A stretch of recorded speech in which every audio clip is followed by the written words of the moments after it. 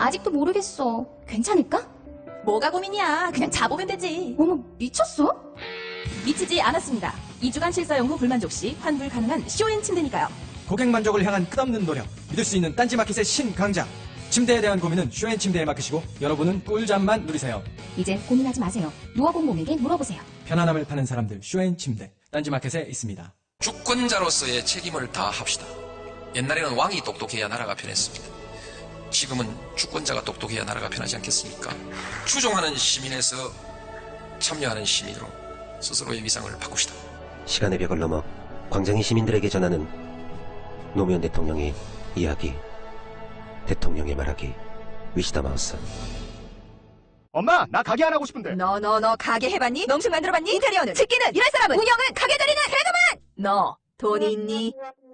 난 요술램프 몬스터 셰프다. 네가 원하는 모든 것을 들어주마. 맛집의 맛을 똑같이 만들어줄 수 있어요? 맛뿐만 아니라 돈과 청의 모든 비법을 알려주겠노라. 야하!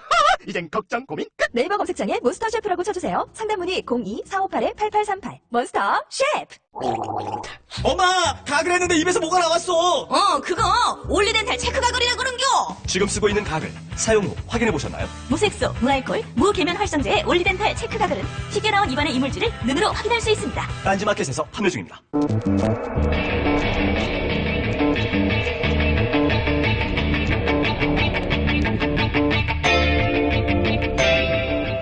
안녕하세요, 김호준입니다. 지난 주말 광화문에서는 종북 세력의 선동에 의한 탄핵은 무효라고 주장하는 집회가 있었습니다.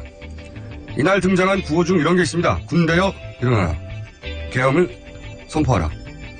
그리고는 성조기를 흔듭니다. 이 집회를 언론은 보수 집회라고 합니다. 계엄과 친위 쿠데타 주장을 보수라고 하는 건 보수에 대한 모독입니다. 극우도 아니죠. 일본의 극우는 일장기를 들고 할복을 하는 사람들입니다. 다른 나라 국기를 흔드는 극우는 세상에 없습니다. 이 집회는 사실 이념으로는 분류가 안 됩니다. 이분들에게 가장 적합한 단어는 무엇일까? 박정희 신화에, 박근혜 맹신에, 미국 제일주의에, 신도. 저는 그렇게 생각합니다. 아직 아무것도 마무리되지 않았습니다. 해서 저는 그저 지난주에서 이어진 또 한 번의 월요일로 오늘을 맞이합니다. 어서 달력을 넘기고 싶습니다. 김호준 생각이었습니다.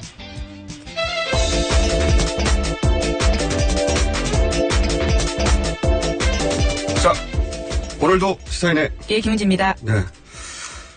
우리는 유난히 연말연시 느낌이 안 나요. 예, 그렇습니다. 네, 뉴스가 계속 이어지는 데다가 그 뉴스의 끝이 나지 않고 뉴스 후속 보도만 계속 이어지다 보니까 네.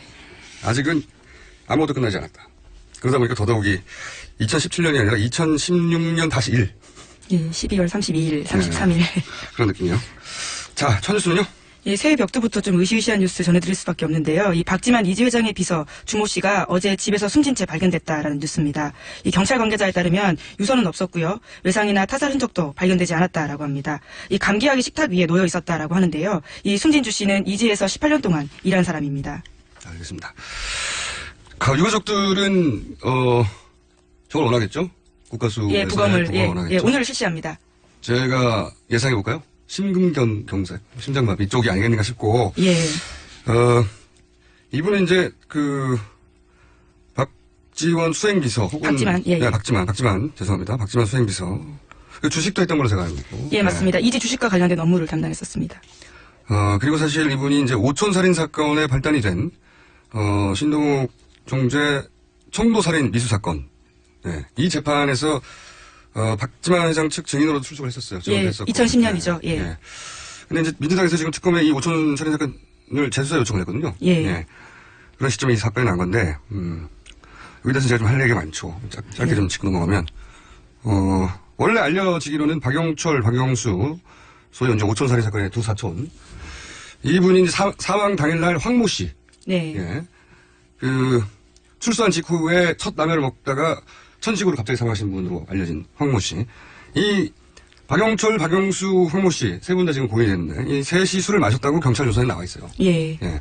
근데 제가 이제 그날 술 마실 때 어떤 이야기가 왔는지 증언할 사람 셋이 사라진 건데 오늘 방송으로는 처음 밝힌 내용인데 그 셋의 술자리가 정말 있었느냐 하는 의구심이 있어요. 왜냐하면 셋이 술자리를 했다고 하는 술집이 없어요. 1차 술집. 예, 네, 예, 예. 없어요. 예. 네. 그 당시 경찰은 그 술집 어디서 마셨다고 했는데 굉장히 중요한 증인. 당시만 해도 황모 씨가 이제 생각을 했을 때고 셋이서 우리가 술을 마셨다고 어디서 마셨다고 했는데 그 술집 실제 존재하는지 확인 안 했어요. 예. 없어요. 예. 근데 만약에 어쨌든 그 술자리가 있었다라고 전제한다면 제 생각에는 그 셋의 술자리 이후의 시간인 것으로 추정이 되는데 박영철, 박영수 씨 사망한 오촌 그분들이 사망 당일날 박지만 회장을 만나 술을 마셨다고 하는 제가 방송에 처음 하는 얘기입니다. 그런 주장이 있어요. 주장. 제가 이제 주장이라고 하겠습니다. 왜냐하면 크로스 체크할 수가 없기 때문에 크로스 체크할 분들이 다 사망을 해가지고. 근데 주장이 있습니다. 이 내용은 이제 저도 주진우 기자도 그것이 알고 싶다. 배피도 알고 있는데 구체적인 장소, 시간까지 알고 있으나 다시 한번 말하자면 이건 주장입니다. 어제 사망한 후 발견된 주 과장이라고 불렀죠. 이거는 예, 주 과장. 예. 만약에 정말로 그날 그 박영철, 박영수 그리고 박지만 회장의 만남이 있었다면 그 만남을 알고 있었을 가능성이 상당히 높다. 라고 추정되는 분인데 경찰에서는 이제 비서실에 근무했을 뿐이다. 그리고 뭐 개인적으로는 밀착 수행한 역할이 아니다. 그냥 사무실에 그냥 근무했던 분이다. 이렇게 얘기하는 거죠. 현재는 총무팀장이라고 밝힌 바 있습니다. 예. 근데 제가 알기로는 아니에요. 이분이 필요할 때는 운전기사 역할도 한 걸로 수행비서라는 게 이제 같이 수행하는 거 아닙니까? 네. 만약에 그 주장대로 박지만 회장이 당시 박영철, 박영수 씨와 함께 술을 마셨다면 마셨는지 안 마셨는지를 확인해 줄 수 있는 분이 사망한 겁니다. 그 당일날. 그러니까 이제 남은 분이 별로 없어요. 사건 당일날 그날 무슨 일이 있었는지를 말해줄 수 있는 분들 중에 제가 알기로 남아있는 분이 딱 한 분 더 있습니다. 한 분 더 있는데 이분 소재 파악 중입니다. 저희가 소재를 파악해서 조만간 알려드리기로 하고 굉장히 착잡한 개인적으로도 좋습니다. 다음 순요. 예, 국민일보 단독 보도입니다. 박 대통령이 지난해 7월에 이재용 삼성전자 부회장 독대 자리에서 이 승마 지원, 정유라 씨와 관련된 승마 지원이 지연된다라는 문제를 거론하면서 크게 화를 냈다라는 내용인데요. 이 부회장은 독대 후에 서둘러 회의를 소집했고 이후 대한승마협회 지원이 일사천리로 진행됐다라는 내용입니다. 여기는 이제 팩트 하나와 페인트 모션 하나가 있네요. 팩트는 독대 자리에서 화를 냈다. 예. 이건 팩트처럼 보이는데 이거보다 훨씬 더 중요한 내용은 이 삼성발 뉴스라고 봅니다. 왜냐면은 이 이재용 부회장이 몰랐다 이거죠. 그전에는. 예, 그렇죠. 예. 네, 사전에 몰랐다 이런 내용이 나와 있습니다. 기사에. 네, 그러니까 이제 요 기사는 삼성발행 같은데 화를 낸 거 하나를 던지면서 뇌물이 아니다 이거죠. 예. 공갈 협박을 당했다. 오히려 이재용 피해자다라는 회장, 식의 그렇죠. 뉘앙스죠. 이재용 네. 회장은 몰랐는데 갑자기 최순실 승마 지원하라고 화를 내기 때문에 할 수 없이 돈을 줬다. 말도 안 된다고 봅니다. 개인적으로는 말도 안 된다고 보는 것이 한 몇백억을 대통령 하는데 갑자기 빨리 줘 합니까? 말도 안 되는 이야기라고 보고요. 이건 이제 삼성 이재용 회장을 살리기 위한 뉴스죠. 예, 삼성의 입장이 강하게 반영된 느낌이 느낌이 아주 맞고요. 근데 이제 특검에서 관련해서 정반대의 정황을 얘기했죠. 특검에서는. 예, 그렇습니다. 이 SBS 단독 보도인데요. 지난해 7월에 박 대통령이 이재용 부회장을 독대한 이후에 한 달 뒤에 대한승마협회장으로 겸직하던 이 삼성전자 박상진 사장이 독일에 가서 이 최순실 모녀와 200억 원대 후원 계약을 체결하는데요. 이 같은 내용을 이 박 사장이 이 부회장에게 문자 메시지로 보고했다라는 물증을 확보했다라는 겁니다. 그러니까 이제 이재용 부회장은 일이 다 끝나고 나서 알았다는 거였거든요. 입장이 청문회에서. 근데 이 얘기가 그게 아니고 그때 문자 보고가 됐다. 예. 그런 얘기죠. 이재용 계속 얘기하지만 삼성 이번에 피해가기 쉽지 않습니다. 굉장히 어렵다고 봅니다. 굉장히 어렵고 또 굉장히 피해가기 어려운 분들이 많이 모여있는 이화여대에서 한 분이 구속됐죠? 예, 구속영장이 신청됐죠? 청구가 됐는데요. 필명으로 더 유명하신 분입니다. 이인화라는 소설가인데요. 실제로는 유철균 이화여대 디지털 미디어학부 교수입니다. 정유라 씨와 관련해서요, 학점 취득 등의 특혜를 준 혐의로 영장이 청구가 된 건데, 조교에게 대리 시험을 지시하는 등 이와 같은 혐의에 대해서 여전히 부인하고 있어서 특검이 이 영장을 청구했다라고 밝혔습니다. 굉장히 상징적인 사건이에요. 왜냐면 이인화. 예. 이분 초기에 등장했을 때 센세이션을 했는데 예. 소설로 이분이 이제 곧 이어서 굉장히 젊은 박정희주의자로 밝혀졌죠. 네. 근데 이제 대표적인 박정희주의자 작가가 최순실 씨 딸 말 태우게 하느라고 이렇게 구속된 거예요. 네, 뭐 온갖 특혜를 예. 굉장히 상징적인 일입니다. 박정희주의하고 이게 무슨 상관이 있는 겁니까 이게? 박정희주의자가 굉장히 고귀한 느낌의 박정희주의자가 이렇게 인상 깊게 등장했거든요. 예. 네. 인간의 길이라는 장편 소설을 써서 네, 그걸로 예, 이제 그리고 그렇게 교수도 됐는데 예. 결국은 정유라가 말 태워주느라고 이게 뭔가요 이게? 그리고 제가 이제 이대 교수님들 예. 수사가 진행되면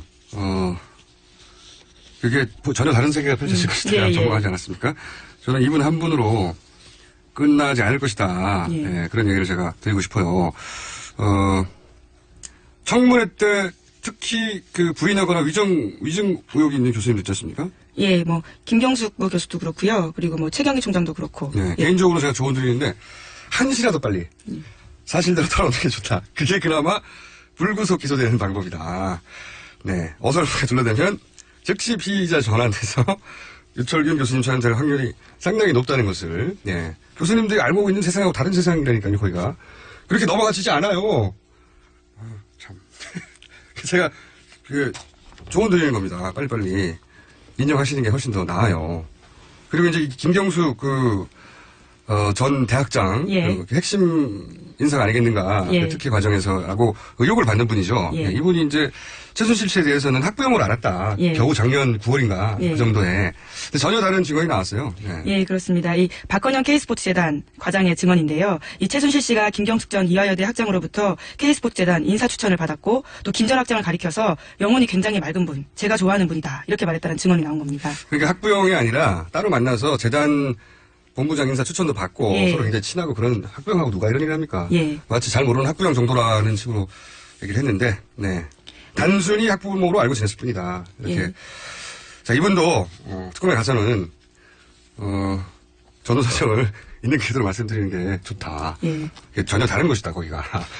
예, 저도 취재 과정에서 김경숙 전 학장이 작년에 독일에 있던 최순실 씨에게까지 전화를 해서 좀 온갖 특혜를 좀 요구했던 정황에 대해서 들은 바가 있어가지고요. 아, 그래요? 예. 그 곁에서 그 전화를 들은 사람의 증언인데, 예, 김경숙 전 학장이 최순실 씨에게 직접 전화를 해서 뭐 이것도 요구하고 저것도 요구했더니 뭐 최순실 씨가 전화를 끊고 나서는 거기에 대해서 좀 안 좋은 이야기를 했다. 뭐 이런 이야기를 들었습니다. 왜 두리뭉실하게 얘기를 해요? 아니, 무슨 요청을 했답니까? 아니, 이게 지금 김원지 기자가 기자로서 처음으로 예. 단독에 가까운 얘기를 하고 있으니까 얘기해보세요, 한번. 예. 그 정황에 대해서는 자세하게 조금 더 계속 취재하고 있는 중인데요. 전화하는 걸 옆에서 분명히 받고 본인이. 그러니까 한마디로 예. 얘기하면 예. 김경숙 전 학장이 예, 독일에 있는 최순실 씨에게까지. 독일에 전화를 해가지고 예. 요구사항 이거 있다고 예. 그렇게 얘기했더니 최순실 씨가 그 전화를 받고 끊고 예. 나서 예. 뭐 이런 것까지 요구하냐고 예. 욕심도 많아 예. 정도에 해당될 이야기를 했었다고 하는 이야기를 바로 들은. 예. 당사자의 증언을 확보한 바가 있어서요. 아직까지는 그렇군요. 그래서 취재를 하고 있는 중입니다. 예. 그러니까 이렇게 단순히 학부모로 알고 지냈을 뿐이다라는 취지로 증언하셨는데 제 생각에는 빨리빨리 그 특혜 입학과 관련된 분들 빨리빨리 털어놓는 게 좋습니다. 어차피 다 무너지게 돼 있어요. 자, 아니면은 많은 분들이 수갑을 차게 됩니다. 제가 이 협박을 하는 게 아니고요. 저는 다른 세계라니까요. 지금 특검이 대상으로 하는 사건들 있지 않습니까? 삼성과 대통령의 사건이라든가 이런 사건, 5촌 살인 사건 예를 들면 한다면 그런 거에 비하면 이건 껌입니다. 껌. 특검에게는 여러분들이 다쳐요. 빨리빨리 다 털어놓으세요. 조언 드리는데. 자, 다음은요. 그리고 조윤선 장관도 예. 특검이 특혜에다가 청문회 예, 고발 요청을 했습니다. 고발 요청을 했다는 예, 이직과 얘기는 관련해서. 이분은 이제 조만간 그런 사진이 나올 확률이 높다는 겁니다. 푸른색 수위로. 그런 가능성이 없다는 거죠. 예. 뭐 잡았다는 거죠. 예. 잡았다는 얘기죠. 자, 다음은요. 예, 이와 관련해서 박 대통령의 해명 비슷한 이 신년 삼성 기자회견이 얘기요? 있었는데요. 예. 삼성뿐만 아니라 뭐 최순실 씨와 관련된 수많은 의혹에 대해서 본인의 입장을 어제 좀 전달했습니다. 이 갑작스럽게 신년 기자 간담회를 열었는데 대신에 청와대 기자들을 대상으로 녹음도 안 되고 촬영도 안 된다는 조건으로 한 40분여간 기자 간담회를 열었다라고 합니다. 녹음도 안 되고 촬영도 안 되고. 예. 그럼 무슨 간담회입니까, 그게? 수첩을 들고 기자들이 들어갔는데요. 예. 그래서 일부 기자들 같은 경우에는 이런 조건이 문제가 있다라고 해서 기자 간담회 들어가지 않은 경우도 있었다라고 합니다. 그렇군요. 그러니까 직접 여론조를 하시는 거죠. 예, 뭐 지금 당장 3일부터 그러니까 내일부터 이 헌재에서 이 심리가 시작되기 때문에 본인의 입장을 적극적으로 내보내는 것으로 보이는데 박 대통령은 삼성 합병 지원 의혹과 관련해서는 저도 국민연금이 잘 대처하면 좋겠다라는 생각을 갖고 있었고 여기를 도와주라, 이 회사를 도와주라고 지시한 적은 분명히 없다. 또 누구라고 특정하진 않았지만 완전히 엮은 거다라면서 누구를 봐줄 생각 이런 것은 손톱만큼도 제 머릿속에 아예 없었다 이렇게 밝힌 바가 있습니다. 그러니까 저도 지금 기사를 들고 보고 있는데 헤지펀드 공격을 받아서 우리나라 대표 기업 삼성이죠. 삼성의 합병이 무산되면 경제적으로 큰 손해다. 그래서 이제 관심을 가졌다 이런 얘기인 거죠. 예, 그렇습니다. 삼성 그래서 국민연금도 잘 대체했으면 좋겠다 이런 예. 생각을 가졌고 이게 이제 정확히 삼성의 논리죠.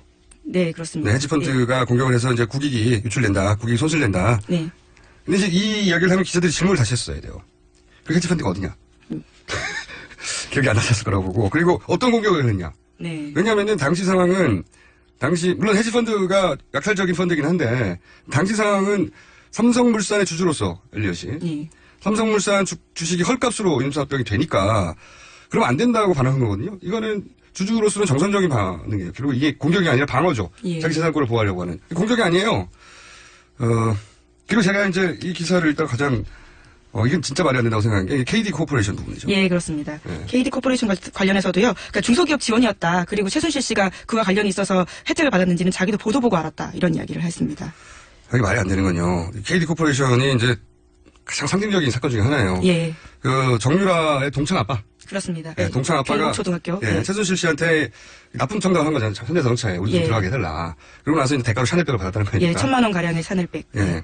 그러면서 이제 근데 대통령이 실력이 있으면 기회를 얻을 수 있지 않겠냐. 실력이 있는 회사라서 그렇게 했다는 건데 그러고 나서 최순실 씨와 이 사장과의 관계는 나중에 신문 보고 알았다. 예, 금통위 이런 거. 연구관 관계도 그것도 보고 알았다. 이게 말이 안 되는 예, 게요. 예. 그 회사가 실력인지 어떻게 합니까 대통령이. 원동기 흡착기인데 원동기 흡착 기술에서 뭘 합니까 이게. 보통 사람은 다 모르는데 이게 무슨 커다란 화제가 되는 회사도 아니고 신기술도 아니고요. 그 현대자동차 협력업체 기준으로 봐도 거기에 낄 수 없을 정도의 구멍가게 수준이에요. 예. 근데 이 회사가 실력이 있는지 없는지 어떻게 하느냐 되물어봤어야 되죠, 기자들은. 요 말을 하면 바로, 왜 그 기술을 대통령께서 직접 챙기셨습니까? 어떤 기술인데 이렇게 되물어봤어야 되고요. 한 질문만 하면 되는데. 그리고 알고 보니까 이 흡착제가 실제로 쓰이지 않았대요. 예, 예. 그러니까 그 흡착제를 아예 쓰이지 않았는데 대통령 얘기하고 그리고 그 청와대 경제수석이 챙기고 예. 그러니까 현대에서는 이게 어떤 회사지? 연락처를 몰라가지고 다시 되물어봤다는 거 아닙니까? 그리고 나서 쓰지도 않을 흡착제를 받은 거예요. 예. 챙기라고 하니까. 예, 압력이 들어오니까. 네, 예. 이거는 경제사범 수준이 아니고 자범들이 하는 겁니다. 이런 청탁은. 말도 안 되는 거예요, 이게. 이 해명을 듣고 가만히 듣고 있으면 기자들이 어떻게 해요? 다시 하나만 물어보면 되지. 참네. 실력이 있으면 기회를 얻지 않아야 되겠냐. 실력이 있는지 어떻게 하셨죠? 이렇게 되물어봤으면 되는데. 그걸 안 물어봤어요. 자, 어쨌든 대통령은 급합니다, 지금. 직접 지금 홍보전을 하고 있는 거예요, 여론전을. 예. 자, 이야기는 저희가 오늘 한 3부에서도 다룰 것 같아요. 네. 다음 뉴스는요? 예, 이 황교안 대행이 첫 임명한 차관이 수사 대상에 올랐다라는 뉴스인데요. 이 송수근 시민문화체육관광부 제1차관이 문화예술계 블랙리스트를 총괄하는 업무를 담당했다라는 의혹에 휩싸였다는 겁니다. 이 송 차관은 황 권한 대행이 처음으로 단행한 차관 인사로 지난달 30일에 임명됐거든요. 그런데 이 한겨레 신문이 전하는 바로는요. 송 차관이 2014년 10월부터 이 문체부 기획조정실장으로 일하면서 이 건전 콘텐츠 TF팀의 팀장을 맡아서 이 총괄 역할을 맡았다라는 보도입니다. 예. 사상적으로 건전하지 못한 문화예술인들을 걸러내는 역할을 했던 게 이 블랙리스트를 자기들끼리는 예. 건전 컨텐츠라고 불렀다는 예. 게 하나 밝혀졌고 예. 그리고 더 웃긴 것은 이 최순실 국정농단 발생하자 전담 TF를 만들었거든요. 예. 그 문체부 내에서 혹시 그런 국정농단이 없는지 찾아보라고 했더니 이분들이 거꾸로 증거를 다 인멸했어요. 그렇습니다. 예. 검증 전담 TF. 국정농단 특별팀이 아니고 전담팀이 아니고 국정농단의 흔적 폐기 TF였던 거예요. 그래서 이분이 차관이 임명이 된 수사 대상이 됐어요. 예. 네. 그 블랙리스트 관련해서. 자, 시간이 별로 없어서 남은 기사들은 많은데 이게 이제 2017년 첫날이다 보니까 많은 뉴스가 쏟아졌어요. 예. 그중에서 여론조사도 많이 쏟아졌죠? 예. 짧게 하나 다루고 넘어갈까요? 예, 신년 여론조사 6곳 중 5곳에서는요, 문재인 전 대표가 1위, 반기문 총장이 2위를 전 총장이 2위를 차지했다라는 뉴스인데요. 문재인 전 대표의 이 선두가 굉장히 돋보인다라는 뉴스입니다. 이게 이제 현재 지지율이 중요한 게 아니고, 이거 여론조사를 보실 때는 누가 당선될 거라고 보느냐 하는 당선 가능성의 예. 수치가 중요해요. 왜냐하면 지지율은 지지자들만 표하는 거지만 당선 가능성은 내가 지지하지는 않지만 결국 저 사람이 되지 않겠냐고 하는 여론을 반영하는 거라서 그런 관점에서 지켜보시면 될 것 같고 자 이제 시간이 다 돼서요. 하나만 더 할까요? 이게 예. 각 주자들에 대한 이야기들이 막 쏟아졌는데 예. 연초다 보니까 주자들뿐만이 아니고 이 이명박 전 대통령이 새누리당을 탈당한다라는 뉴스도 있습니다. 탈당 예. 아무래도 주자에 관한 얘기는 좀 길어서 내일에 다시 다뤄야 될 것 같고요. 예. 이명박 전 대통령이 탈당했다는 얘기는 이제 차기 정권을 반드시 내 손으로 이런 보도가 거의 있었잖아요. 네. 그리고 이제 나경원 의원이 탈당하지 않은 것도 반기문 전 총장을 대통령 만드는데 예. 도움을 주겠다 이런 얘기 있지 않습니까? 저는 이제 반기문 당이 만약에 만들어지면 충청권 인사들하고 뭐 친이계 분들이 이렇게 후루룩 합류해가지고 제3지대의 중심이 되려고 하는 그런 기회가 아니겠는가. 그래서 반기문의 깃발로 이명박 2기 정부를 만들려는 의지가 있지 않겠는가 하는 추정을 해봅니다. 추정. 예, 단순 추정이죠. 예. 여기까지 하겠습니다, 오늘은. 예. 시사인의 김은지였습니다. 감사합니다. 굶고 뛰고 땀 빼고 다 해봤다. 그래봐야 소용없었다. 다이어트는 결국 먹는 게 문제다! 동결건조 채소와 곡물, 단백질, 그리고 효소와 비타민, 미네랄로 만든 다이어트 전용 그린 스무디로 하루 한두 끼만 바꿔 드세요. 검색창에서 비타샵을 검색해주세요. 아무도 묻지도 따지지도 않고 가입하셨다고요? 보험은 너무 어려워요. 걱정 마십시오. 마이보험 체크가 도와드립니다. 1800-7917 마이보험 체크로 지금 전화주세요. 1800-7917 이미 가입한 보험이나 신규 보험도 가장 좋은 조건을 체크해서 찾아드립니다. 인터넷 한글 주소 마이보험.com 또는 카카오톡에서 아이디 검색 마이보험을 친구 추가하여 상담하실 수 있습니다. 여성 여러분, 골반이 삐딱하면 허리가 아파요. 아랫배가 나와요. 골반이 바로서야 건강도 아름다움도 바로섭니다. 바디로직을 입으세요. 토크밴드의 입체적인 탄력이 틀어진 골반을 바로잡습니다. 간편하고 확실한 골반 교정 타이즈 바디로직. 삐딱한 남성 골반에도 역시 바디로직. 바디로직의 효과를 못 느끼셨다면 100% 환불해드립니다. 자세한 환불 조건은 홈페이지를 참조하세요.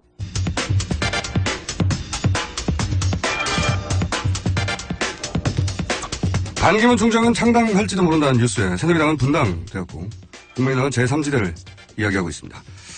2017년은 정치적 혼돈의 한 해가 될 것 같은데요. 2017년 첫 번째 인터뷰 홍문정 의원 전화 연결해보겠습니다. 안녕하세요, 의원님. 예, 안녕하세요, 홍문정입니다. 네, 2017년 첫 번째 인터뷰이기 때문에 네. 올 한 해는 계속 저희 전화를 받아주셔야 됩니다.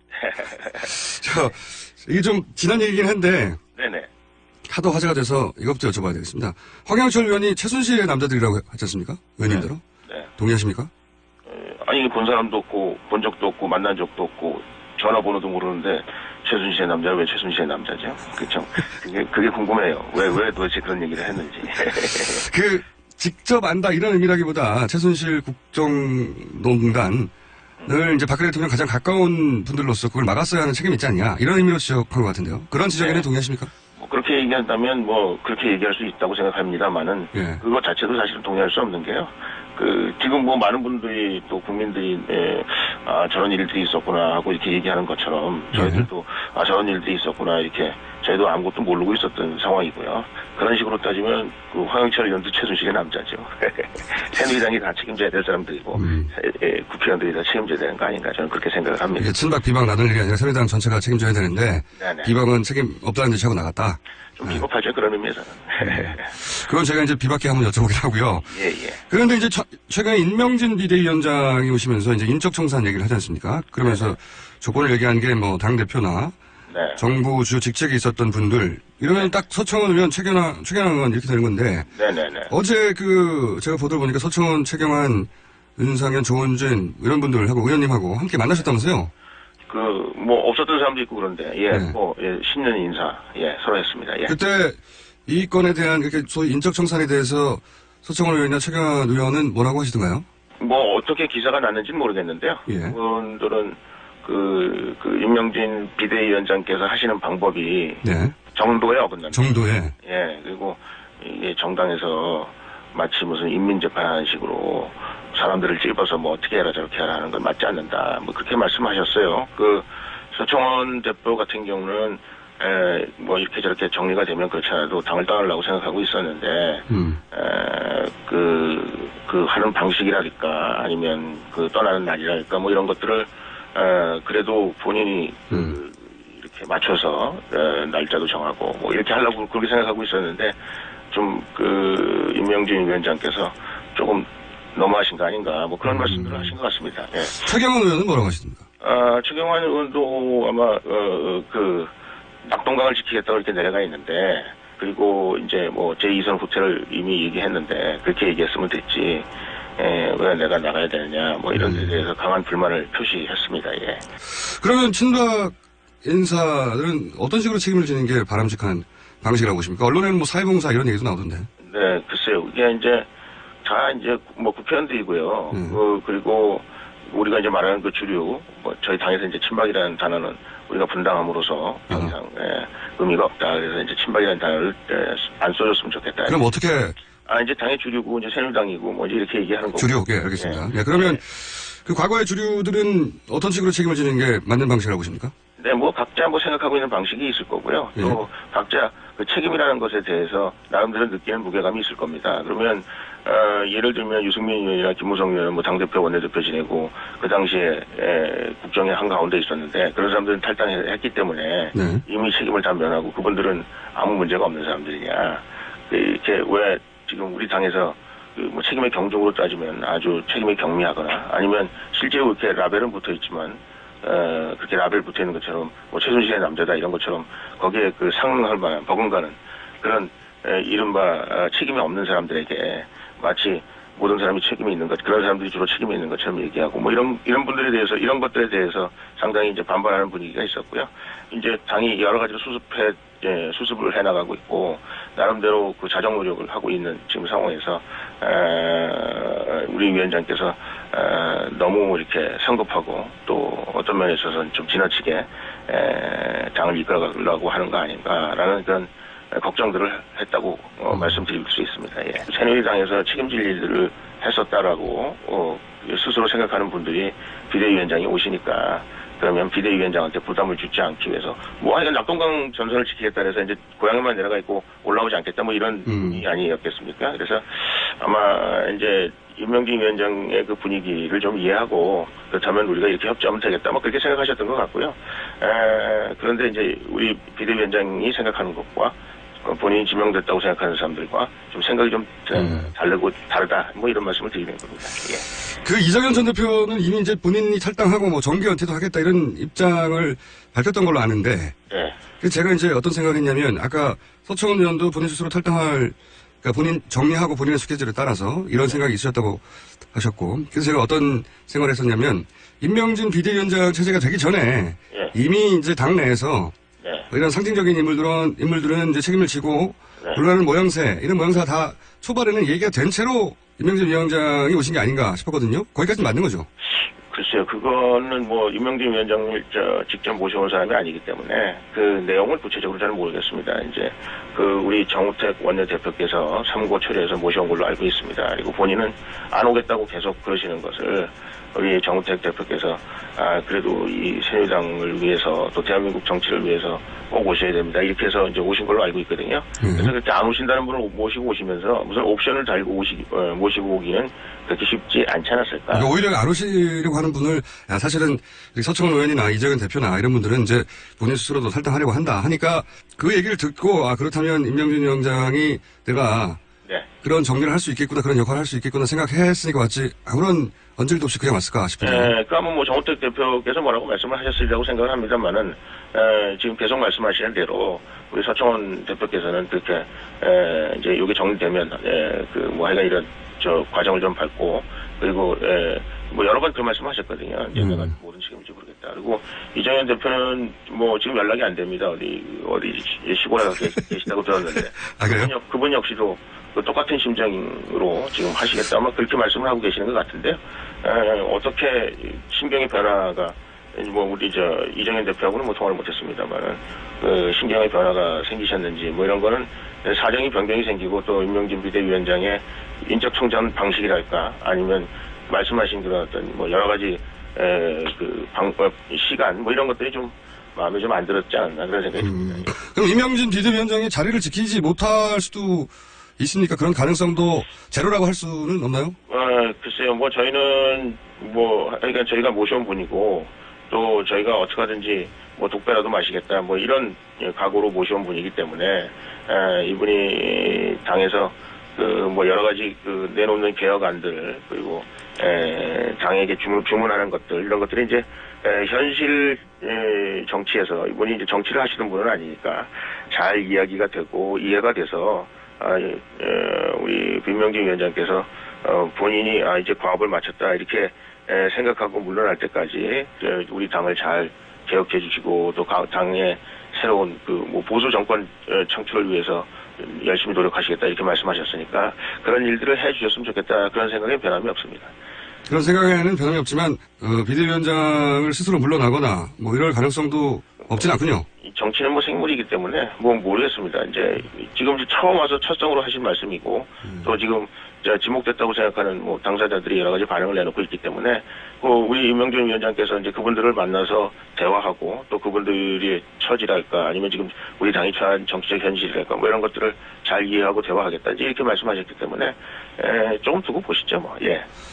그러면 반 총장은 새누리당과 함께합니까? 계획보수신당입니까? 아니면 반기문당을 창당합니까? 어떻게 보십니까? 예, 제가 보기에는 일단 이제 그분은 이제 정치하고 관계가 없으셨던 분이기 때문에 네. 지금 이른바 새누리당이 분열되기 전에 새누리당과 그 긴밀한 유대관계를 가지고 계셨거든요. 네. 그런데 지금 이제 신당이 생기고 또 새누리당이 이렇게 쪼개진 상황에서 선뜻 어느 한쪽을 선택해서 무엇을 하시기가 쉽지는 않을 것이다라는 생각이 들고요.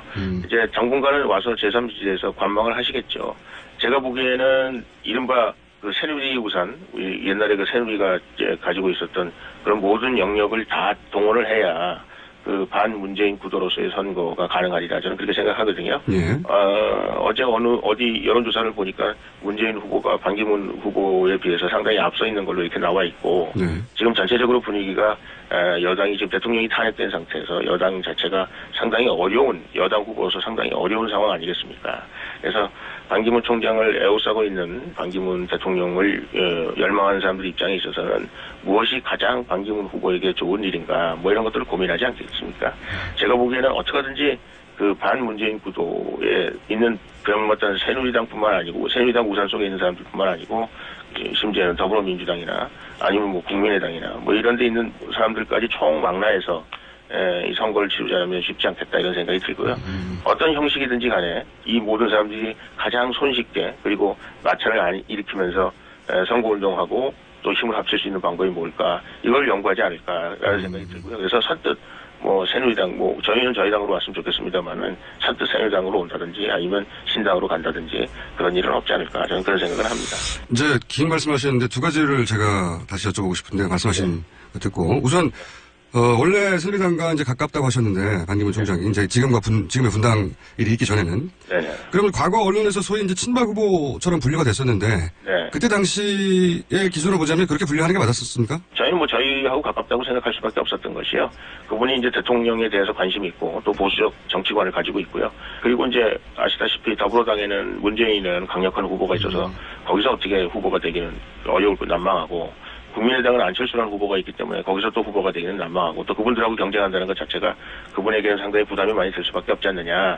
나라에서의 뭐 여론조사나 이런 건 상당히 높지만 또 당에 들어가면 그 당 나름대로의 그렇죠. 메커니즘이 있기 때문에 그래서 뚜렷한 후보가 없는 새누리당을 선택하는 것이 반기문 총장님에게도 좋은 일이고 또 대통령 후보가 되고 대통령 선거 치르고 하는 데 있어서 용이하게 선거를 치를 수 있지 않을까. 뭐 그런 생각을 했었던 건 사실이고요. 또 상호 간에 그런 교감이 있었죠.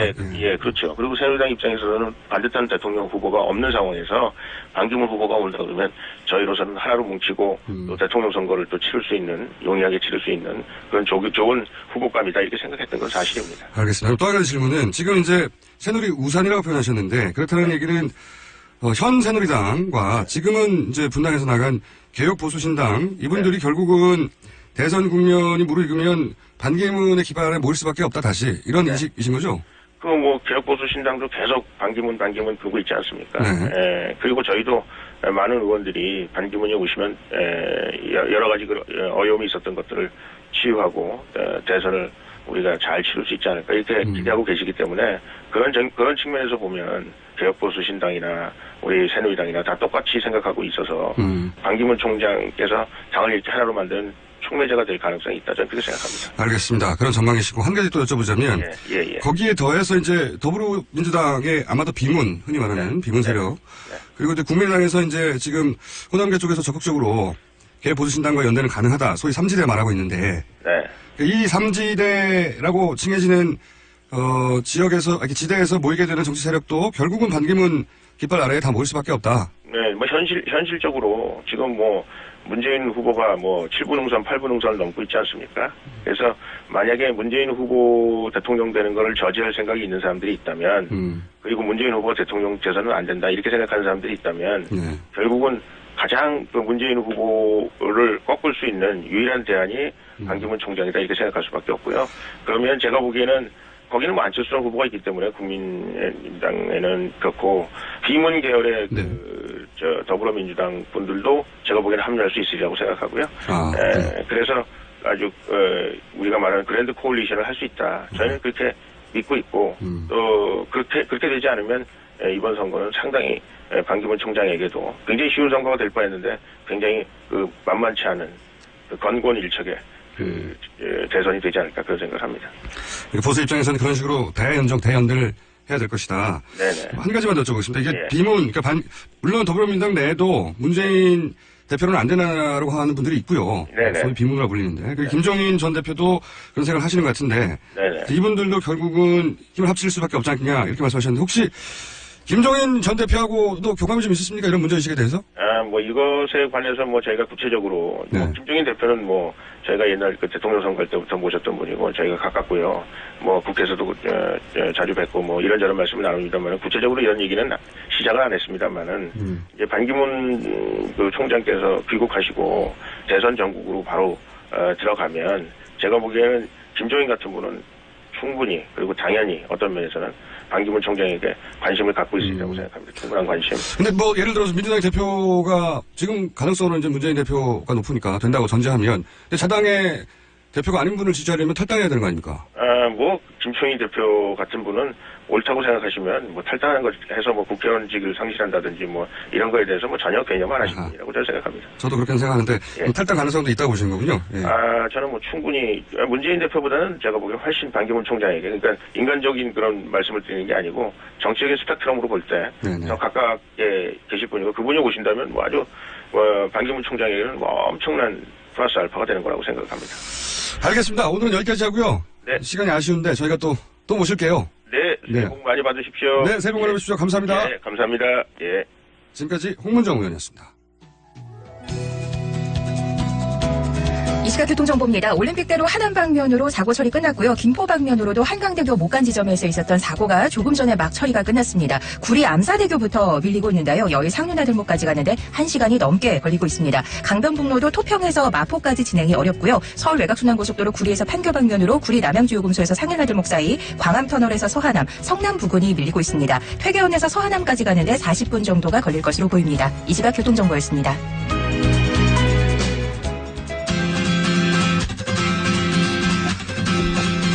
1, 2부 여기까지입니다. 잠시 후 3부에서 다시 뵙겠습니다. 8시 10분에. 김어준입니다.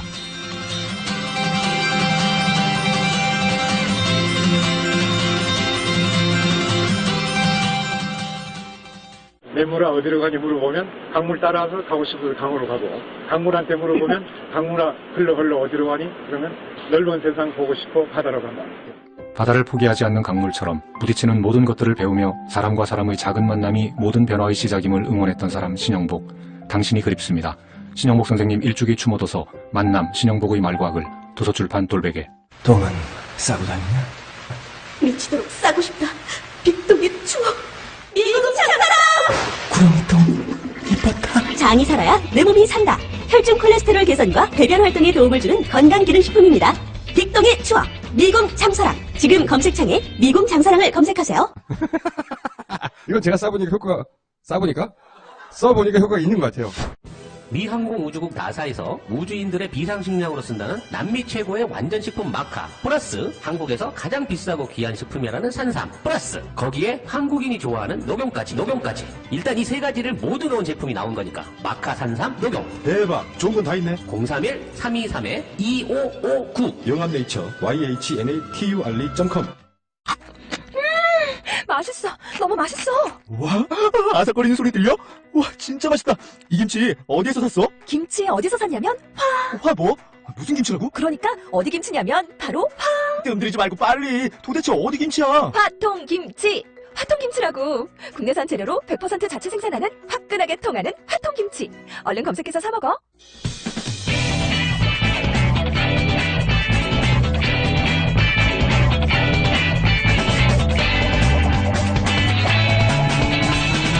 김어준의 뉴스공장.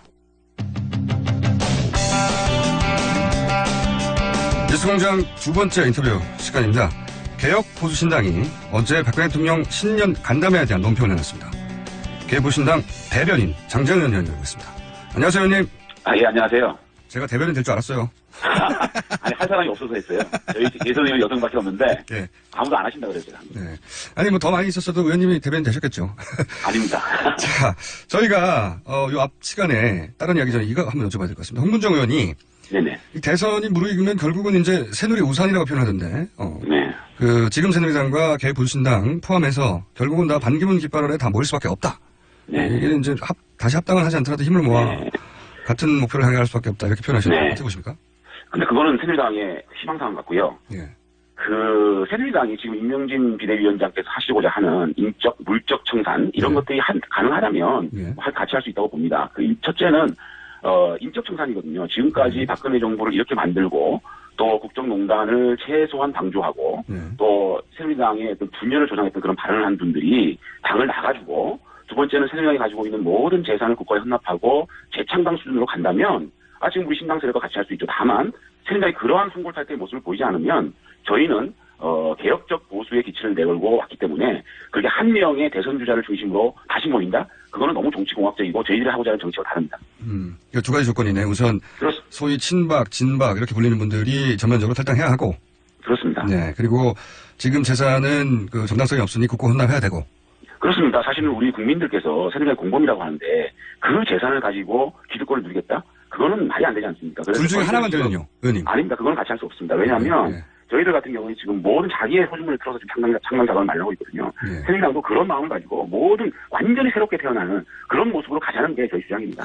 그러면은 소위 이제 당을 아예 떠나야 될 분이 지금은 서청원, 최경환 이런 분들만 거론됐는데 더 있습니까? 그러니까 저희들이 누구를 꼭 찍어서 말은 안 하겠지만 제가 임명진 비대위원장 말씀하지 않았습니까? 박근혜 정부를 이렇게 만드는데 핵심적인 역할 하신 분들, 그다음에 국정농단 세력에 대해서 방조하신 분들, 그다음에 당을 이렇게 분열을 조장하는 언사를 하신 분들, 또 촛불에 나가서 이 촛불을 더더욱 타오르게 했던 분들, 이런 분들을 출당을 하라고 했으니까 출당을 하겠다 혹은 갈당하라고 본 거이기 때문에 그런 부분들이 선행돼야 된다. 그건 아주 기본적인 우리 국민들이 새누리당에 바라는 굉장히 마지노선이라고 생각합니다. 예를 들면 최순실의 남자들이라고 지칭되었던 8분을 포함하여. 그래, 최순실 남자라고 얘기하는 거는 뭐 최순실과 연관관계가 있어야지 최순실 남자라고 하지 않겠습니까? 다만 그 말에 최순실의 남자라고 얘기하고 있는 그 말의 의미는 최순실 국정농단 사태로 박근혜 정부가 이렇게 되지 않았습니까? 그 넓은 의미에서 박근혜 정부를 이렇게 만드는데 아무래도 책임이 있는 사람도 새누리당이 이 국정농단 사태 이후에 극도로 분열상을 보이게 되고 또 분열의 그 말씀을 하신 분들 또 촛불 집회를 되고 그렇게 국민의 민심과 동떨어진 발언을 하신 분들 같이 할 수 없지 않겠습니까? 예를 들면 김진태 의원 같은 분이요? 그러세요. 또 낚으시려야 된다. 그러면 뭐 예를 들어서 서청원 의원, 최경환 의원 한 2분 정도 나간다고 이게 되는 얘기 아니네요?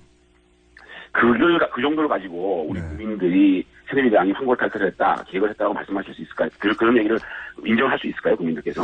알겠습니다. 그렇다고 생각합니다. 네, 그거는 이제 앞으로 진행되어 갈 테니 또 연결해서 여쭤보겠고. 네네. 오늘 이제 연결한 중요한 이유가 대통령이 갑자기 이제 신년 간담회를 하셨어요. 네. 그런데 이제 형식 내용 모두 부적절하다는 논평을 직접 내셨는데 이유가 뭔지 좀 총평해 주시죠. 제가 어저께 오후쯤에 12시쯤인가 공항에서 비행기를 타고 올라오는데 그때 공항에서 대통령 기자간담회를 한다는 이제 그 속보가 떴는데 집에 들어오니까 서울에 들어오니까 4시더라고요. 4시까지 도대체 무슨 얘기를 했는지 나오지를 않아요. 그래서 나중에 5시 넘어가니까 청와대에서 찍은 영상을 편집을 해서 내보내고 있는데 그 내용을 들으니까 정말 참 부적절하고 참 실망스럽기 짝이 없었습니다. 사실 시기적으로 보게 되면 그게 탄핵 전에 기자간담회를 일문일담을 해서 소명을 했어야 됐고 지금 시점은 자신이 헌법재판소나 특검에 가서 충분히 자기 방어권이나 자신의 소명을 할 수 있지 않겠습니까?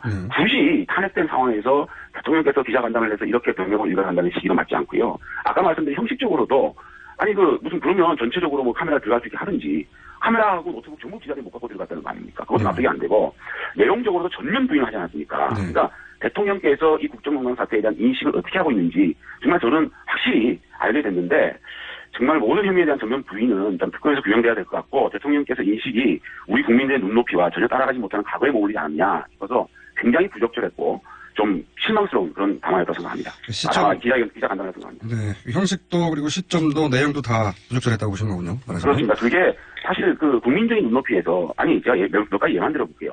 KD 코퍼레이션을 지원한 게 중소기업 육성입니까? 그러니까 K스포츠 미르재단이 민간 채용 문화 육성입니까? 삼성하고 지금 개인모직하고 합병하는 게 국민연금이 손들어준 게 그게 후계 구조지 대한민국 기업을 지키는 겁니까?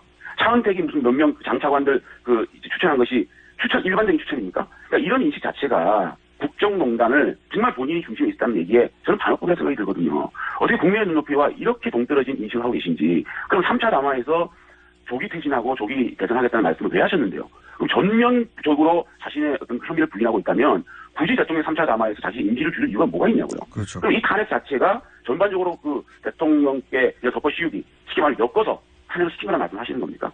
정말 우리 국민들이 듣기에 세례 벽두부터 이런 변명을 듣고 있어야 되는지 저는 참 안타깝다는 생각을 했습니다. 특히나 이제 청문회 위원을 하셨기 때문에 사안을 더욱 디테일하게 아시니까 더 할 말이 많으신 것 같은데.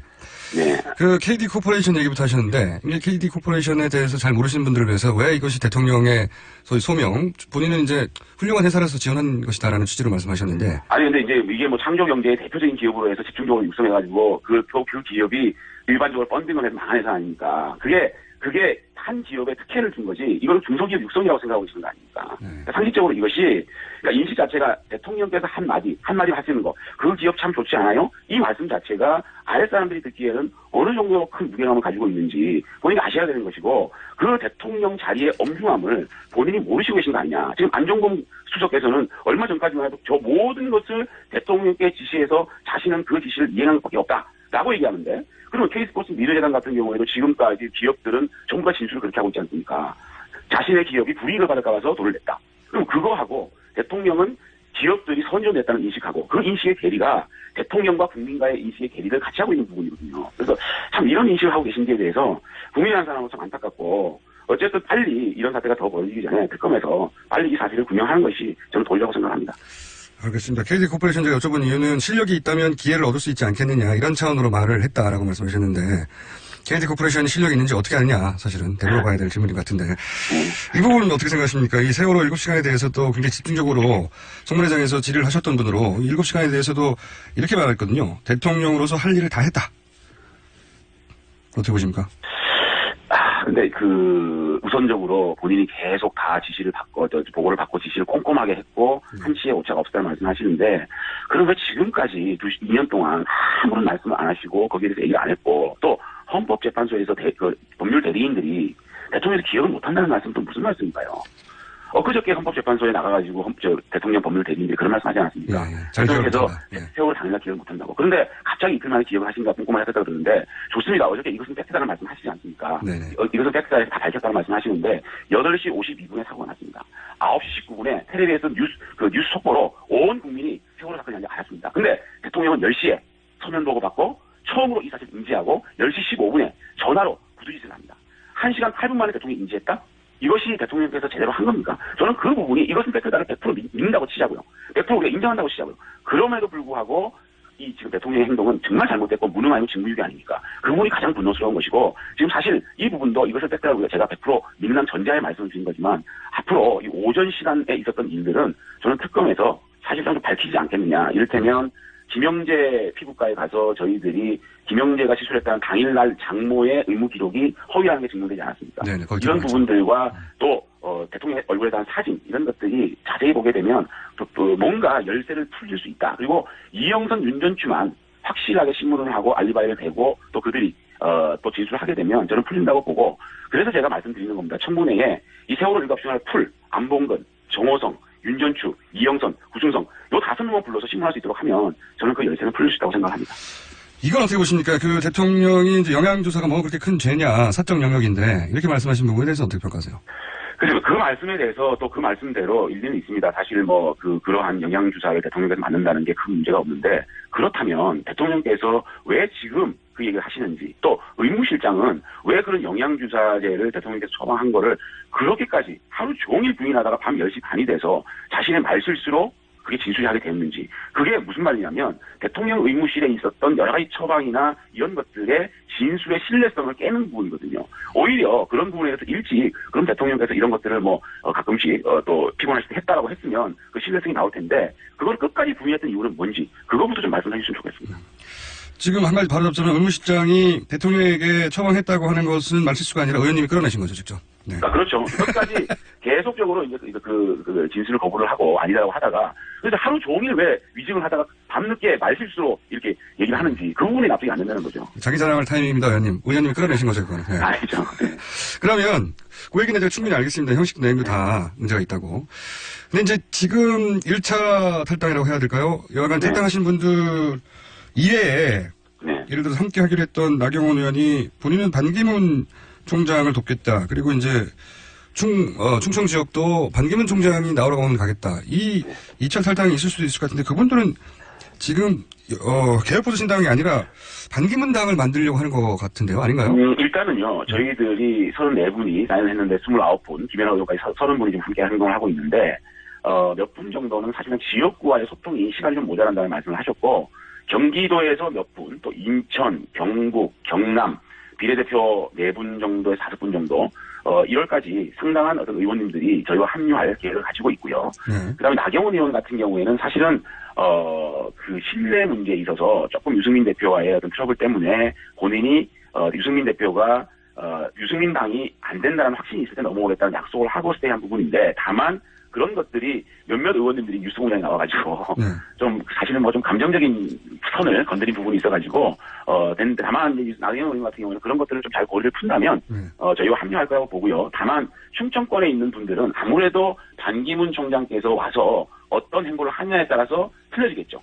그럼에도 불구하고 저희들은 반기문 총장께서 귀국을 하게 되면 노선적인 부분이나 현재 있는 당의 어떤 상황을 보게 되면 저희 개혁보수신당과 함께할 거라는 국민들도 반기문 총장이 귀국해서 어느 당으로 들어갈 것 같으냐라고 했을 때 개혁보수신당 가장 많이 얘기하고 있지 않습니까? 그런 측면에서 반기문 총장께서 개혁보수신당 함께하게 되면 그분과 함께하게 되면 저는 대선 국면에서는 제2당으로까지 발돋움할 수 있는 그런 건데 다만 저희들이 하기 나름이라고 봅니다. 지금까지 보여주고 있는 유승민, 김무성 사랑이 아닌 그러한 모든 우리 의원들이 함께하는 모든 의원들의 의견을 또 말씀을 하고 그걸 좁혀가는 모습, 민주정당의 모습을 보인다면 많은 우리 의원님들이 함께하고 저는 생각합니다.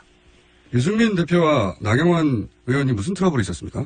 아니 그게 어떻게 되냐면 제가 조금 설명을 드릴게요. 처음에 이제 일요일날 나경원 의원이 지난주죠. 일요일날 저하고 만나서 이게 유승민 대표가 너무 자신의 정책을 드리블 하고 있지 않느냐라는 문제를 저도 공유를 했거든요. 이제 그 당시에 중앙일보 기자가 전화가 왔어요, 저한테. 그래서 내가 나경원한테 이런 얘기를 기자들한테 전해도 되겠느냐 하니까 얘기를 하는 게 좋겠습니다. 그래서 제가 그 얘기를 했는데 그날 아침 다음날 월요일날 중앙일보에 그 기사가 났어요. 유승민 대표의 경제가 진보적인 부분으로 가는 데 대해서 나경원 의원과 이렇게 좀 트러블이 있다는 기사가 나온 다음에 유승민 의원이 저에게 전화가 왔어요. 뭐라고 했냐면 자신이 이 경제정책 부분에 있어서는 자신 개인적인 의견이라고 전제를 하고 얘기를 한 것이 마치 신당의 기조처럼 나온 것에 대해서 자기도 유감이다. 앞으로 모든 의원들의 의견을 모아서 함께 가겠다는 약속을 저한테 했거든요. 그래서 제가 나경원 의원께서 이 전화를 해서 확인을 해 주십시오라고 했습니다. 그래서 유승민 의원이 나경원에 전화를 했답니다. 했는데 그 이후에 제가 나경원이랑 통화를 하니까 말씀하시는 게 장 의원은 재선이니까 몸이 가벼우니까 장 의원이 유승민 대표의 말을 믿는다면 함께 하십시오. 저는 아무래도 유승민 의원이 행동을 어떻게 하는지 제가 확인을 하고 나가야 되겠다. 이렇게 해서 나경원 의원이 하는 겁니다. 사실 원내대표라는 부분은 본인이 그렇게 얘기하지 않는 부분을 많은 의원님들이 그럴 것이다라고 얘기를 하면 사실은 자기 때문에 자신의 정치적 거취를 결정한다? 정치인은 굉장히 모욕적인 발언이거든요. 사실 이혜원 선배님 같은 경우에는 좀 잘 아시겠지만 내공의 정치인이고 경제통이고 굉장히 훌륭하신 분인데 너무 아프게 말씀하시는 부분이 있어요. 네, 그래서 그런 부분은 같이 할 의원님들에 대해서 또 김성태 선배 같은 경우는 또 막 운다 이렇게 얘기를 하니까 정치인은 좀 모욕이잖아요. 그런 부분들이 감정적으로 에스컬레이트 된 부분이 있거든요. 사실은 이제는 사실 그런 부분들이 지금 우리가 많이 해소를 했잖아요. 그러니까 우리 의총 같은 데 할 때 상당히 민주적이고 그런 부분을 기자들이 다 얘기를 하지 않습니까? 그런 부분을 확인되면 사실 1월 초에는 나경원 의원이 충분히 올 수가 있었거든요. 그래서 제가 이런 부분은 서로 이해를 시키는 선에서 함께 할 수 있도록 최선을 노력을 하겠습니다. 알겠습니다. 저희가 의원님 처음에 연결할 때는 할 말도 없다고 10분도 안 된다고 그러면 지금 혼자 지금 몇 분을 말씀하시는 겁니까? 죄송합니다. 제가 말씀을 자꾸 시키니까 제가 이러는 거 아닙니까? 알겠고요. 한 가지만 여쭤보고 다음에 연결할게요. 개혁보수신당 이 이름 언제 바꿉니까? 이게 줄이면 개보신당이 되고요. 석자로 해도 보신당입니다. 이거 안 돼요. 아니 저희들이 지금 당면 공모를 하고 있지 않습니까? 당면 공모를 해가지고 빠른 시일 내에 저희들의 새로운 깨끗하고 따뜻한 보수의 가치를 느낄 수 있는 좋은 당명으로 여러분께 선보이겠습니다. 우리 개혁보수신당 정말 민주정당으로서 우리 서민들과 국민들의 든든한 힘이 될 수 있는 당을 만들어 나가겠습니다. 저희들 한번 지켜봐 주시고요. 열심히 하면 지지해 주시기 바라겠습니다. 알겠습니다. 감사합니다. 고맙습니다. 감사합니다. 네, 개혁보수신당의 장재원 대변인이었습니다. 출근할 때 보고 싶고 듣고 싶은 게 너무 많죠? 하루 딱 5분. 이제 듣고 싶은 목소리로 사장님처럼 브리핑 받아보세요. 출퇴근하실 때 관심 있는 것만 짧게 요약해서 브리핑해드리는 나만의 음성비서. 27조 브리핑 이어링이 있습니다. 앱스토어에서 이어링을 다운로드하세요. 아주 사소한 것까지 브리핑해드립니다. 나만의 음성비서 27초 브리핑 이어링. 동결건조로 영양소 손실을 최소화한 아로니아 분말 들어보셨어요? 우리 농장 아로니아 분말은 전라북도 김제에서 직접 수확한 100% 국내산 무농약 아로니아로 만들었습니다. 눈에 좋고 피부에 좋고 혈액순환에 좋은 우리 농장 아로니아 분말. 뛰어난 항산화 작용으로 노화를 방지하고 면역력을 높여 건강을 지켜줍니다. 명절 선물로도 아주 좋아요. 네이버에서 우리 농장 아로니아를 검색해보세요.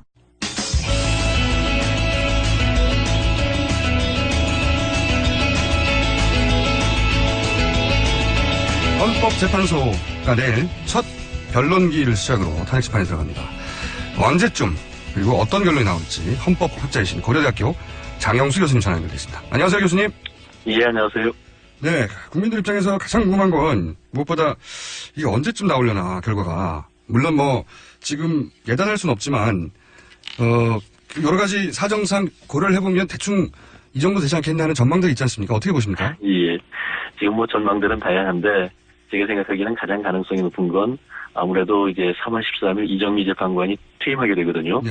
그런데 이제 1월 말 박한철 소장이 이어서 이정미 재판관까지 퇴임하게 되면 7명 재판관 가지고 심판을 해야 되는 상황이 벌어지는데 그거는 아무래도 이제 무리가 크기 때문에 적어도 3월 13일 전에 다시 말하자면 이제 8명 재판관이 있는 상태에서는 결정이 내려져야 되지 않느냐. 이게 이제 일반적인 관측이고 헌법재판소에서도 그걸 의식해가지고 이제 굉장히 속도를 내고 있는 것으로 보이고요. 그런데 이제 1월 말까지 박한철 소장 퇴임 전까지 하기에는 사안의 중대성이나 복잡성에 비춰봤을 때 좀 무리 아니겠느냐. 결국 이제 2월 말 내지는 3월 초 정도로 예상하는 게 아무래도 가장 설득력이 있을 것 같습니다. 그렇군요. 그러니까 박한철 소장 본인은 인터뷰를 통해서 본인 임기 중에 하고 싶다는 의지를 밝히기도 했지만 현실적으로 어려울 것이다. 지금 보면은 이 과거 2004년 노무현 대통령 당시보다 사안이 좀 더 복잡하지 않습니까? 네. 그런데 그때 당시 63일이 걸렸는데 지금 이제 1월 말까지 하려고 하면은 한 50일 정도에 끝내는 거고 더더군다나 이제 연말 연시 크리스마스 뭐 이런 것들까지 다 뺀다면은 한 40일 정도의 결정을 내리는 꼴이 되거든요. 네네. 그건 아무래도 좀 무리가 있겠죠. 자, 그러면 그 다음에 그 분기점이 되는 날짜가 말씀하셨듯이 이제 이정미 재판관 임기까지 3월 13일이면 2월, 그러니까 1월 말은 지나가고 2월부터 3월 13일 사이 어딘가가 될 것이다. 이렇게 예상하신 건 아니겠습니까? 이제 2월 말 내지는 3월 초 그 정도가 이제 가능한 시점이라고 보는 겁니다. 그래서 2말 3초 얘기가 나오는 거군요. 예. 그럼 대략 2말 3초 정도라고 하면 그 다음은 인용 가능성은 어떻게 보십니까? 지금 현재 그 여러 가지 이제 탄핵소추 사유들이 있지만 그 하나하나가 대통령을 파면하기에 충분할 정도로 중대한 사유들이 두고 있거든요. 네. 그렇기 때문에 지금 이런 상황이라면은 뭐 인용 가능성은 상당히 높다라고 저는 평가를 합니다. 특히나 검찰에서도 뭐 증거를 갖다 충분히 확보했다라고 자신할 정도의 그런 상황이라면 아무래도 시간이 이제 뭐 좀 빨라지느냐 늦어지느냐의 문제와는 별개로 인용 가능성은 매우 높다고 봅니다. 시기는 예상하기 어렵지만 인용 가능성은 상당히 높다고 예상하시는 거군요. 그렇죠. 네. 이게 이제 교수님뿐만 아니라 헌법학자들 사이에서 이런 얘기 많이 하실 거 아닙니까? 이게 뭐 주권인가요? 거의 대다수 헌법학자들이 그렇게 보고 있습니다. 그렇군요. 자, 그 다음에 궁금해지는 것은 이게 이제 단순히 60일 이내라고만 죄송합니다. 알고 있는데 이게 구체적으로 이제 그 대선일을 정하는 것도 뭐 규칙이 있더라고요. 예. 이게 어떻게 정해지는 겁니까? 만약에 2말 3초 정도 되면? 지금 일단은 이제 60일 이내고요. 그리고 그 60일 이내에 어떤 시점에서 정하느냐는 이건 이제 요일을 또 보게 됩니다. 요일이요? 예. 예, 그래가지고 이제 토요일이나 일요일날 하지는 않고 보통 이제 수요일이나 목요일쯤 해가지고서 이제 가장 여유가 있는 날짜를 정하게 되고 그리고 문제가 되는 것은 지금 이제 일종의 조기 대선일 뿐만 아니라 60일 이내라고 하면 사실 여러 가지로 걸리는 문제들이 많이 생기거든요. 예.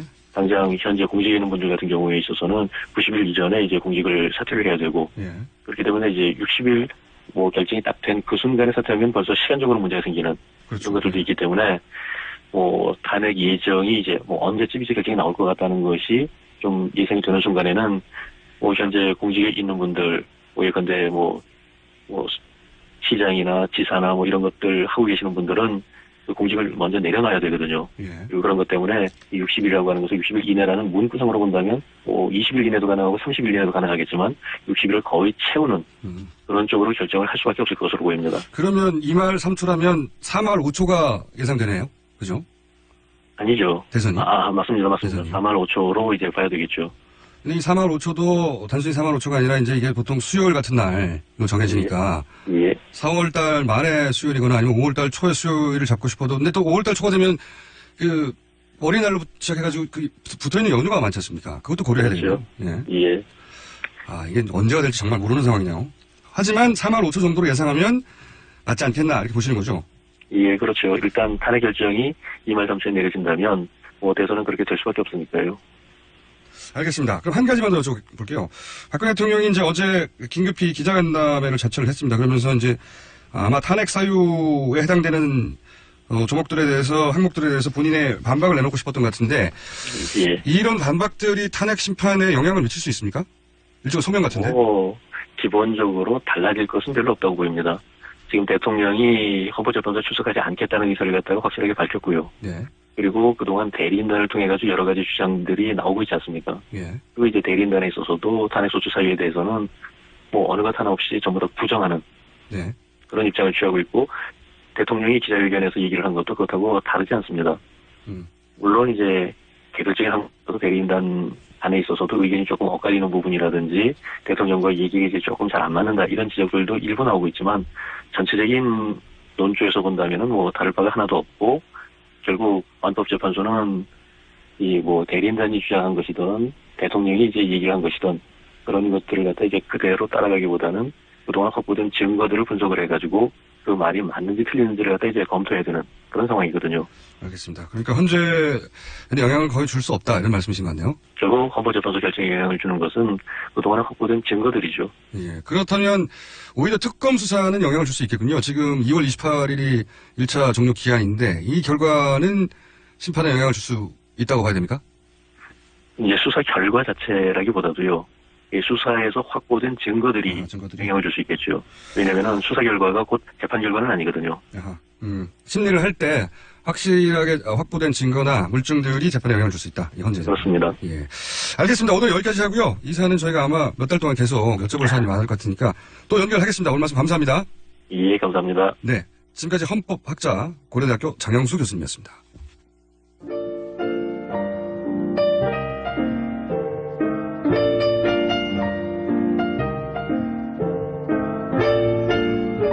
자, 저희가 원래 이 불친절한 에이스 시간에 올라온 댓글들이나 문자 가지고 얘기를 하는데, 사실 이번을 저희가 미니 인터뷰로 초반에 다루려고 하다가 시간이 부족해서 지금 짧게 전화 한번 해보려고 합니다.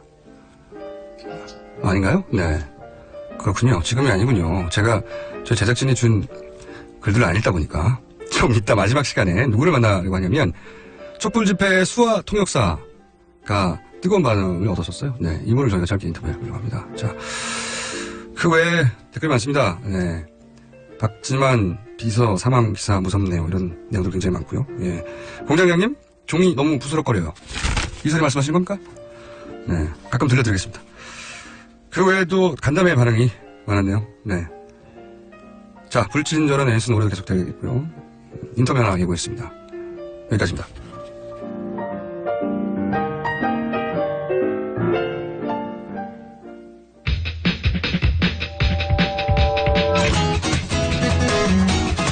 갑자기 이분의 이름이 검색어 실시간 이슈 계속 뜨고 있습니다. 미국에 거주하고 계신 분인데 테슬라 X로 급발진 사고를 겪으신 게 큰 화제가 되고 있네요. 네, 테슬라 X75D 오너이신 손지창 씨 전화 연결됐습니다. 안녕하세요. 여보세요? 네, 안녕하세요. 아, 이게 시간이 좀 걸리는데. 네, 안녕하세요. 네, 안녕하십니까. 갑자기 이 급발진 사고로 지금 큰 이슈가 한국에서 되고 있어요. 아십니까? 네, 좀 좋은 얘기로 인사를 드려야 되는데 별로 좋지 않은 일로 좀 새해부터 인사드리고 죄송하네요. 미국 어디 계세요? 네, 저는 LA에서 샌디에고 방향으로 1시간 정도 떨어진 얼반이라는 데 있고요. 아, 얼반이요? 예. 그렇군요. 네. 그 정보는 거기까지만 하고요. 당시 사고 정황부터 간단하게 설명해 주세요. 어떤 사고가 어떻게 났는지. 9월 10일이었고요. 예. 제가 저녁을 먹고 저희 아이를 픽업을 하러 농구장에 갔다가 집으로 들어오는 길이었어요. 예. 저희 집에 이제 테슬라의 기능 중에 하나가 집 가까이 오면 차고 문이 자동으로 열리게 되어 있거든요. 아하. 그래서 이제 차고 쪽으로 이제 진입을 하는 과정에 이제 거의 속도를 다 줄였죠. 그냥 문이 열리는데 완전 열릴 때까지 기다려야 되니까요. 당연히. 예. 그리고 이제 브레이크에서 발을 띄고 이제 악셀레이터를 옮기려고 하는 순간에 갑자기 왱 하는 굉음과 함께 차가 튀어나가 버린 거예요. 엑셀레이터를 전혀 밟지도 않았는데. 악셀러테를 약간 밟았죠. 저는 그쪽에서 저한테 얘기하기로 17%를 처음에 밟았다고 그러더라고요. 그건 제가 밟은 게 맞아요. 네. 그랬는데 그 다음에 바로 1초에 100을 밟았다는 거예요. 그러니까 또 어떤 미친 사람이 그러게 말이에요. 자기 집 차고를 들어가는데 100을 밟을 수 있으며 게다가 제 옆에는 저희 아들이 타고 있었는데 뭘 위해서 그 짓을 하겠어요. 근데 그쪽에서 대응이 무조건 제가 잘못했다라는 얘기를 계속하고 차에는 이상이 없다라는 얘기를 하니까 제가 너무 화가 나서 도저히 이거는 안 되겠다 해서 이제 소송을 걸게 된 거고요. 이게 이제 우리나라 기업들도 사실 급발진에 대해서는 전부 뭐 거의 100%라고 할 수 있을 정도로 개인 실수로 몰고 가는데 이 테슬라도 마찬가지 대응을 한 거네요. 개인 실수한 거라고. 네, 그렇긴 한데요. 지금 저와 유사한 사고가 몇 건이 있어요. 아하. 다 주차장 부근에서 갑자기 급발진이 걸려가지고 예를 들어서 이 헬스클럽을 들이받은 그런 동영상도 있고요. 그러니까 거의 저희 상황과 비슷한 거예요. 그러니까 이상하게 주차장 근처에서 주차장 근처는 사실 사람들이 엑셀레이터를 밟을래야 밟을 수도 없는 상황이잖아요. 그렇죠. 예. 운전 하루 이틀 하신 분도 아닐 테고 다들. 예. 저는 그리고 27년간 무사고고요. 저는 사실 술을 또 못해요. 그래서 그때 경찰이 와가지고 저보고 술 마셨냐면서 술 안 마셨다. 체열 검사 하든 다 해라 했더니 경찰이 이제 저를 다 보더니 됐다고. 그래서 왜 이거 해야 되는 거 아니냐 그랬더니 만약에 문제가 되면 자기가 증언을 하겠다고 그렇게까지 얘기를 했어요. 그러니까 저는 전혀 정신적으로 아무 문제도 없었고 그리고 옆에 애까지 타고 있는데 사실 그 벽이 뭘로 돼 있는지 저희가 모르잖아요. 만약에 그 벽이 나무가 아니고 콘크리트였으면은 저는 이 전화를 지금 할 수도 없는 상황일지도 모르겠어요. 그 정도 속도로 봐왔군요. 납치했죠, 사실 저희는. 더군다나 제가 그 속도는 저희 아이의 표현을 들자면 롤러코스터를 탄 줄 알았대요, 순간. 그렇게 튀어나갔는데 무슨 악셀레타를 밟고 브레이크를 밟고 이렇게 할 수 있는 그런 상황이 아니에요. 더군다나 테슬라가 순간 가속력이 전기차라서 굉장히 높은 걸로 아는데 그러니까 순간적으로 날아간 거군요, 거의. 날아서 벽에 받친 거다. 그렇죠, 예. 그러니까 대부분 그들의 대응은 뭐냐면 네가 브레이크를 밟는다는 게 악셀을 밟은 거 아니냐. 저는 그렇게 얘기한 적도 없고요. 저는 당연히 저희 차고가 약간 이렇게 오르막으로 되어 있어서 약간 악셀레터를 살짝 밟지 않으면 그게 못 올라가요. 그래서 이제 당연히 그 준비를 한 거고 거기에서 튀어나간 것이지 제가 무슨 페달을 잘못 밟거나 무슨 놀래서 그냥 놀라고 그냥 끝났죠, 그냥. 그 정황은 충분히 이해가는데 이게 이제 대기업하고 소송이라 이게 혼자서 하시기는 굉장히 어려운 싸움 같은데요. 네, 그래서 저희 변호사가 그 급발진 전문 변호사를 제가 선임을 했어요. 예. 그래서 타타 브랜드 급발진 건에 대해서도 이분이 이제 소송을 하고 있는 상황이고요. 저 개인 소송과 더불어 단체 소송도 같이 들어가고 있어요, 지금. 같이 동시에 시작을 한 거예요. 그러니까 테슬라 관련해서 급발진이 있는 사례들을 모아서 집단 소송을 하는 중이군요. 네. 아하. 네, 그러니까 저 개인 소송도 들어가고 집단 소송도 같이 들어갑니다. 아무래도 손지창 씨는 저희하고 인터뷰하는 것보다 CNN하고 인터뷰해야 되는 상황인 것 같은데요, 그렇죠? 저는 인터뷰가 중요한 게 아니라 어차피 CCBB는 법정에서 가려질 거고요. 네. 사실 그 전에 그 한 달 동안 제가 그 차를 뭔지 한 달 됐었는데 딱 8월에 받아가지고 1년을 그 차를 기다렸어요. 그리고 그 한 달 동안은 정말 너무나 사실 저희한테 좋은 차였거든요. 진짜 전기로 그렇게 간다는 것도 너무 편리했고 좋았고 매연도 없었고 여러 가지 진짜 오죽하면 제 주변에 친구들한테 이거를 너 사라 이거 너무 좋다 해가지고 제 주변에 그 차를 사는 사람도 있어요. 똑같은 차.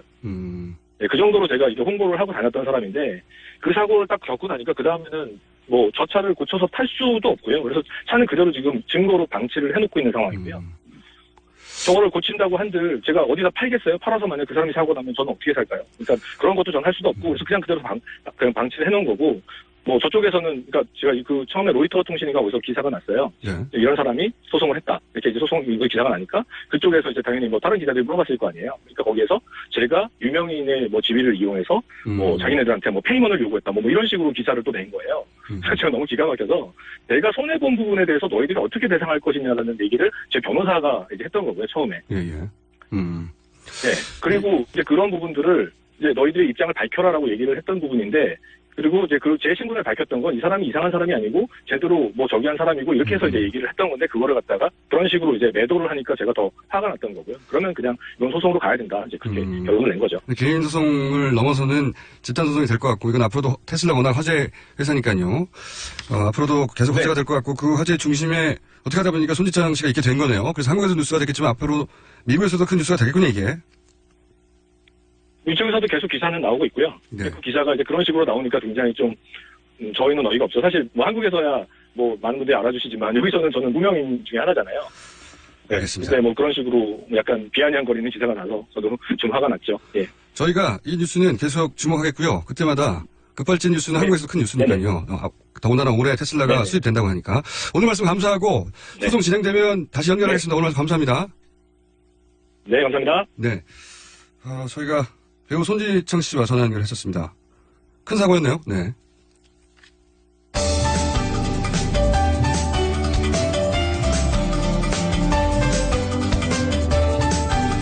자, 방금 예고해드린 대로 짧게 연결해야 될 것 같습니다. 주말 촛불 집회 수화통역사 화제가 됐습니다. 여보세요? 예, 안녕하세요. 네, 이거 누구 아이디어였나요? 저 수화를 그렇게 했던 거 말씀하시는 거죠? 네네. 애초에 야 이거 수화통역도 해야 되는 거 아니야? 라고 하는 아이디어가 나왔을 거 아니겠습니까? 그거는 이제 장애정보문화누리라는 그 단체에서 아무래도 뭐 세월호 때부터 계속 하시긴 하셨지만 광화문 집회 때에도 참여하고 싶어 하시는 농민분들이 많았기 때문에 자체적으로 건의를 해서 참여했던 것으로 알고 있습니다. 제가 이름도 말씀 안 드렸네요. 장애인 정보문화누리 촛불 수화 재능기부팀의 최항순 씨였고 사실은 이런 집회에 수화 통역을 하는 분들을 직접 본 게 처음인 분들이 많아서 그런지 저분 누구냐고 하는 그런 그 댓글들이 엄청나게 많았어요. 예, 사실 뭐 많이 관심을 주셔서 감사드리는 부분도 많이 있긴 한데 그 농민들이 그런 일반적인 사회 행사나 여러 곳에 참여하고 싶어 하는데 수화 통역이나 정보 제공이 좀 제한이 돼서 못하는 경우들이 많거든요. 예, 그래서 그런 부분에서 뭐 잘은 보이지 않고 또 수화 통역이라는 부분이 잘 보여서도 안 되는 부분이긴 한데 아마 지금까지는 관심이 좀 없으셔서 잘 보이지 않았던 게 아닌가라는 생각이 듭니다. 그 주최 측이 수화 통역이 꼭 필요하다고 먼저 연락하기에는 주최 측이 너무 바빴을 것 같은데요. 여러 가지 사안으로 혹시 거꾸로 맞습니다. 그렇죠. 재능기부팀이 먼저 연락하셨죠. 장애정보문화누리에서 먼저 제안을 했던 것으로 알고 있고요. 처음에는 한 두세 분 정도 시작했던 것이 수화통역사분들도 이제 많이 참여하게 되시고 그래서 저희도 재능기부팀을 꾸려서 그 행사에 참여하고 있습니다. 그렇군요. 이 수화통역이 일반인들한테 큰 화제가 됐는데 실제로 이 수화를 보고 집회를 보시는 분들 중에 여러 가지 장애가 있는 분들 분명히 있었겠죠. 실제로 참여하고 계시고요. 그분들도 반응이 있던가요? 그 수화 대단히 고맙다고 하는. 실제로 저희 가까이 천막이나 오셔서 말씀해 주시는 분들도 많이 있고요. 그리고 이번 지난 토요일 집회 때는 실제로 그 자유발언 때에 두 분의 농민들이 쓰기도 하셨어요. 네, 조금 아쉬운 건 오히려 그 농민들이 더 조금 많이 보였어야 되는데 아무래도 수화를 쓰지 잘 모르시는 분들께서는 수화 통역 자체가 좀 신기하셨던 것 같긴 합니다. 그건 좀 아쉽긴 하고요. 네. 그래도 그렇게 알려지는 게 좋죠. 네. 그럼요. 근데 좀 관심을 가져주시면 좋습니다. 최항순 씨는 재능기부팀이라고 하면 본인이 다른 일을 하시면서 생업으로 다른 일이 있는데 이걸 자원봉사 하시는 거 아닌가 싶은데 어떻습니까? 예, 실제로 맞고요. 예전에 수화통역사 활동을 하다가 실제로 우리나라에서 장애인 관련된 걸로 이제 좀 많이 어렵기 때문에 저 같은 경우에는 지금 그 보험회사에서 보험설계사 일을 하면서 그 부족한 제가 좀 도움이 될 수 있을 만한 곳에 가끔 통역이나 이런 서비스를 하고 있습니다. 수화 통역사가 갑자기 궁금해서 여쭤보는데 되려고 하면 얼마나 훈련을 받아야 되나요? 시험을 합격하기 위해서도 최소한 2년에 3년 정도 준비를 3년이요? 해야 되고요. 최소한 그 정도 필요할 것 같고 자격증을 취득하신 이후에도 사실 공부할 게 되게 많습니다. 서로 이제 외국어 통역하고 또 동일한 비슷한 부분이 많기 때문에 실제로 계속 공부를 하셔야 되고 준비를 또 많이 하셔야 됩니다. 말도 사실은 만들어지고 변해가듯 수화도 실제로 쓰시는 분들끼리의 자기들끼리 언어도 있고 동작도 있고 그래서 계속 배워간다는 말씀이십니까? 맞습니다. 정확한 말씀이십니다. 눈치가 빨라요 제가. 알겠습니다. 제가 앞으로 촛불 집회 가면 항상 이 수화 통역팀이 나오는 거네요? 예, 촛불 수화 통역팀은 늘 아마 함께 할 것 같고요. 네. 이제 그 안에서 저희 팀에서 인원 배치나 이런 걸 통해서 언제나 이제 수화 통역 서비스를 여러분께서 보실 수 있을 겁니다. 알겠습니다. 오늘 말씀 감사하고요. 앞으로 집회에서 보면 인사드리겠습니다. 감사합니다. 감사합니다. 네. 지금까지 장애인 정보문화누리 촛불 수화 재능기부팀의 최황순 씨였습니다. 오늘 여기까지입니다. 내일 다시 뵙겠고요. 저는 김호준이었습니다. 안녕.